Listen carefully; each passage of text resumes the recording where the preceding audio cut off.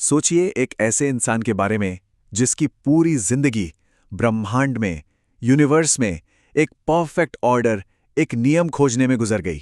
लेकिन उसी इंसान की अपनी जिंदगी उथल-पुथल और त्रासदियों का एक बवंडर थी। ये कहानी है मैक्स प्लैंक की। यही तो सबसे बड़ा सवाल है, सबसे बड़ा विरोधाभास। एक ऐसा इंसान जो हर चीज में परंपरा और नियम चाहता था, वो एक ऐसी क्रांति का पिता कैसे बन गया जिसे वो खुद कभी नहीं चाहता था। आज हम इसी पहेली को समझने की कोशिश करेंगे। तो चलिए शुरू से शुरू करते हैं। प्लैंक की क्रांति को समझने के लिए पहले हमें उस इंसान को समझना होगा। वो अपनी सोच से, अपने स्वभाव से एक रूढ़िवादी इंसान थे। उनके लिए व्यवस्था, लॉ और ट्रेडिशन सब कुछ था। उनका जन्म ही एक ऐसे परिवार में हुआ था जहां हर चीज कायदे और कानून से चलती थी। विद्वान, सिविल सर्वेंट, उनके पिता खुद कानून के प्रोफेसर थे, तो बचपन से ही उनके अंदर कानून, धर्म और देश के लिए गहरा सम्मान था। मजेदार बात तो यह है कि वो इतने कमाल के क्लासिकल म्यूजिशियन थे कि लगभग उन्होंने संगीत को ही अपना करियर बना लिया था। लेकिन आखिर में उन्होंने चुना फिजिक्स को। क्यों? क्योंकि उन्हें यकीन था कि फिजिक्स में ही उन्हें परम नियम मिलेंगे, यूनिवर्स के एब्सोल्यूट लॉज। और उनकी ये एक बात उनकी पूरी सोच को बता देती है। उनके लिए फिजिक्स प्योर लॉजिक था, एक ऐसी दुनिया जहां भावनाओं या केओस की कोई जगह नहीं थी।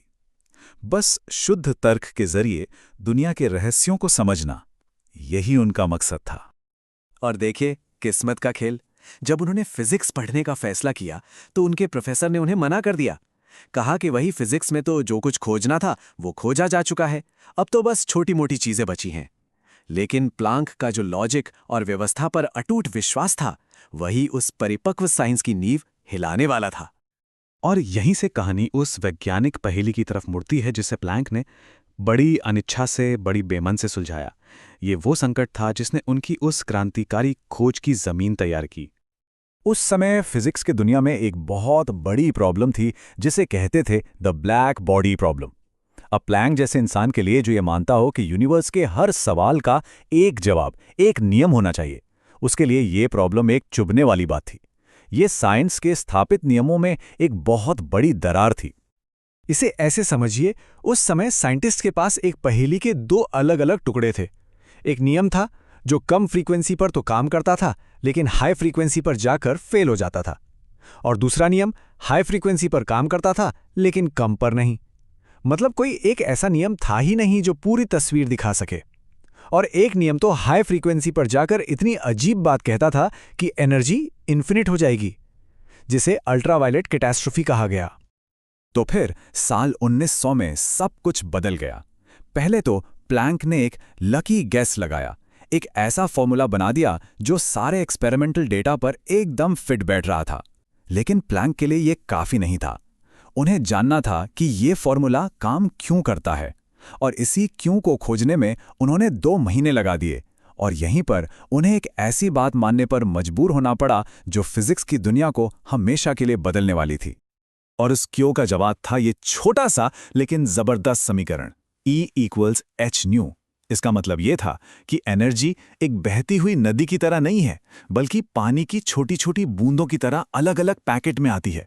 और इन पैकेट्स को उन्होंने नाम दिया क्वांटा। बस इसी एक आइडिया ने क्वांटम थ्योरी को जन्म दिया और क्लासिकल फिजिक्स की नींव हिला दी।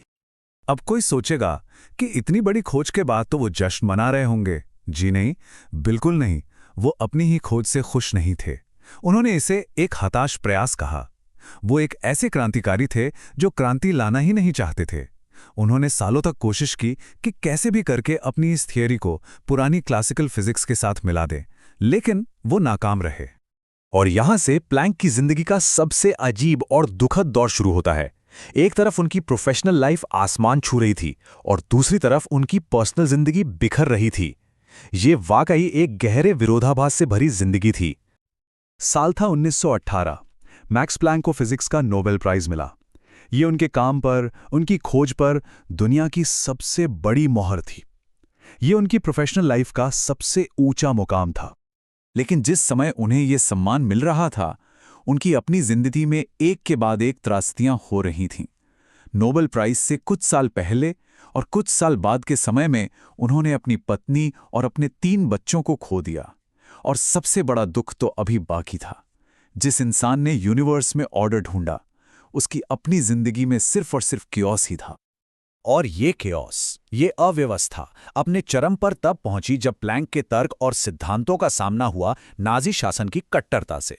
ये उनके चरित्र की, उनके उसूलों की आखिरी और सबसे बड़ी परीक्षा थी। 1933 में जब नाजी सत्ता में आए तो प्लैंक के पास मौका था देश छोड़ने का, लेकिन वो रुके।